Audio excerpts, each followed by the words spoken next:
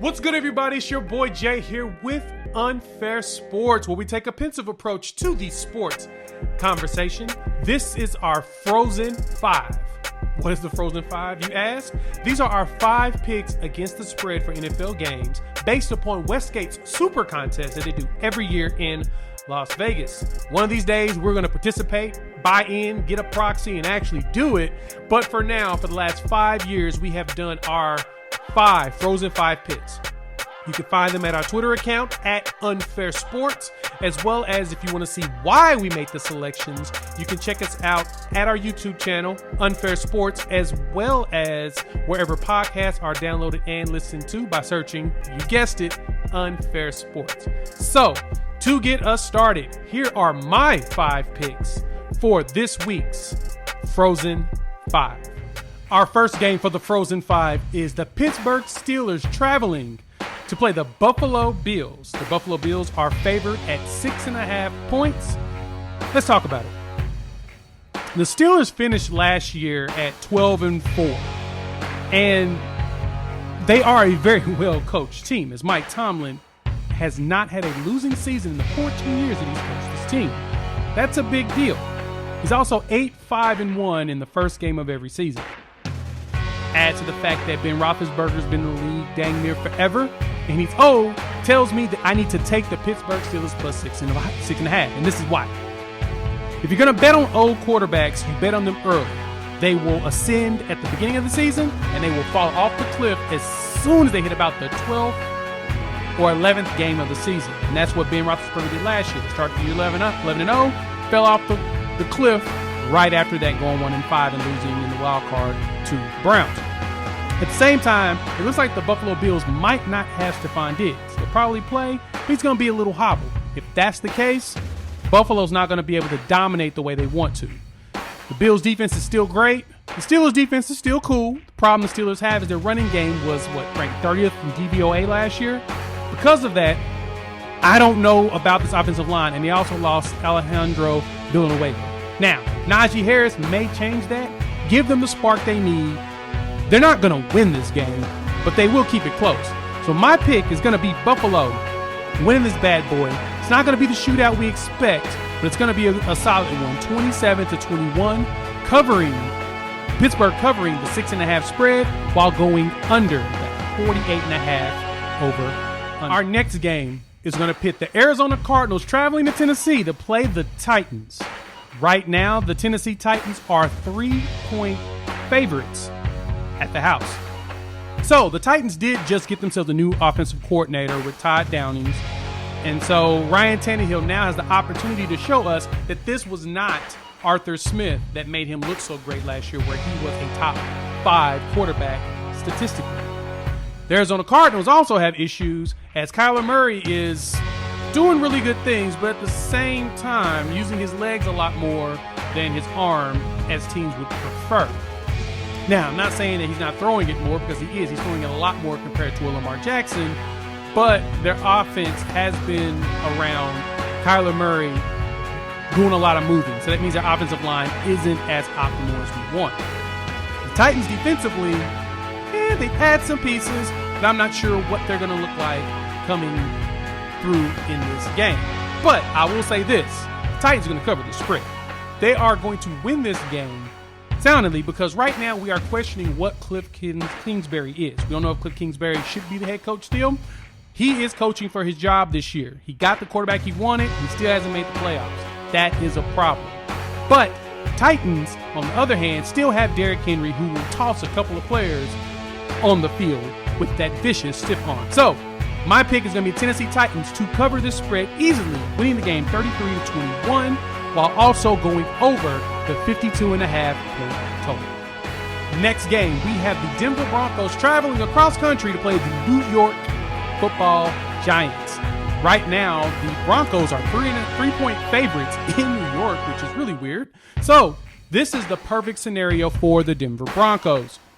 They get the best matchup possible. They've got against the Giants, who have Daniel Jones at quarterback, who's trying to save his general manager, David Gettleman's job.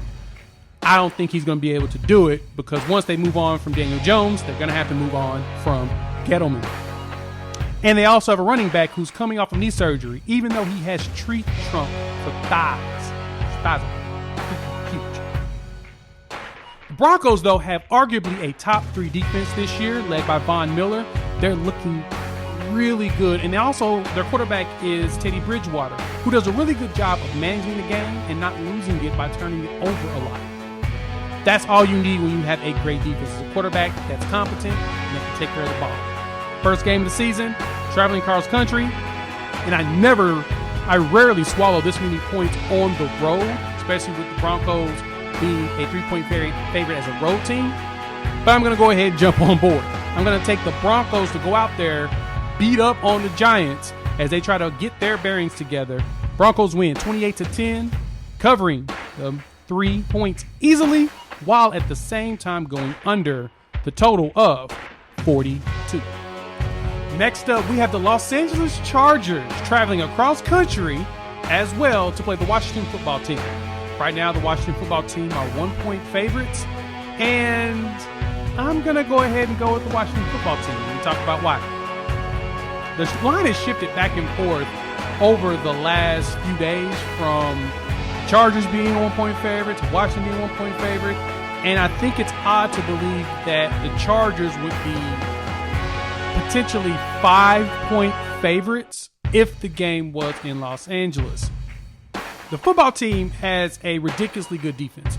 They also have the luxury of having Justin Herbert in front of their crowd, probably for the first time in his career in theory. I don't count preseason games.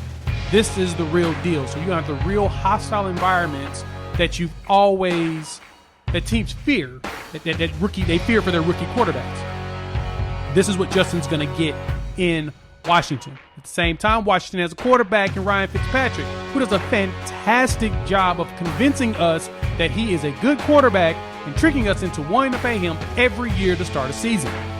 He's an offensive monster. They haven't had an offensive monster at quarterback since, technically Kirk Cousins and RG3. So this is a better scenario for them. And then you got Gibson running the ball for them. Their line is okay. I can see Washington going out there and giving Justin Herbert fits. Now, the Chargers are going to have a good season. The defense is still questionable. Needs to sharpen up and gel, especially having a new coach. I don't know what they're going to look like yet, but I'll say this. They have a good season, but not a good game. Washington football team will win this game in their home opener 30-28, and they will also go over the total of 44.5. So our last selection is going to be between the Cleveland Browns, who will be traveling to Kansas City to play against the Chiefs. The Chiefs right now are 6.5-point favorites based upon Westgate, and so far I've been a fan of all these afternoon games. It seems like those are the best ones. There's going to be a lot of great stuff to prepare for, and I honestly think the Browns are going to cover this 6.5 points. This is why. Top to bottom, the Browns have considered one of the best, if not the best, rosters in the league. Everyone's basically sold on them to make a deep run in the playoffs. I don't think I'm kind of sold on that same thing, but let's talk about the first game of the season, which is with the Chiefs. The Chiefs also have a rebuilt offensive line. They lost their ends. We saw how they performed in the Super Bowl. Their running game has been questionable. But guess what? They have Patrick Mahomes. Now, as their defense is being retooled as well, the defense has the luxury of having who? Patrick Mahomes. But that Browns defense is also pretty ridiculous. As long as the Browns defense can keep up with the offense and make sure that Baker Mayfield doesn't have a lot of points to try to make up, I think that the Browns can do a good job of covering the spread. Now, do I see an upset in this game? Nah, but I do see the Browns keeping it a lot closer than what everybody thinks. The Chiefs defense will take risks because they have the ultimate eraser with Mahomes at quarterback, but the Browns still have capabilities keeping up. Nick Chubb is a monster. Kareem Hunt in the backfield with him is ridiculous. And then, of course, their receivers, their setup. The Browns look like they have a chance to actually make it deep into the playoffs. So, because of that, I'm sold on them covering this spread, but they ain't winning this game. Chiefs. I expect the Chiefs to win this game, but not cover. So, my final score in this one, I got the Chiefs winning at 40-35. In the shootout we expect, so they should definitely go over the total of 54.5. So our Frozen 5 picks for this week, we have the Pittsburgh Steelers at 6.5, the Tennessee Titans at -3, the Broncos at -3, the Washington football team at -1, and the Cleveland Browns at +6.5. Happy betting. Good luck.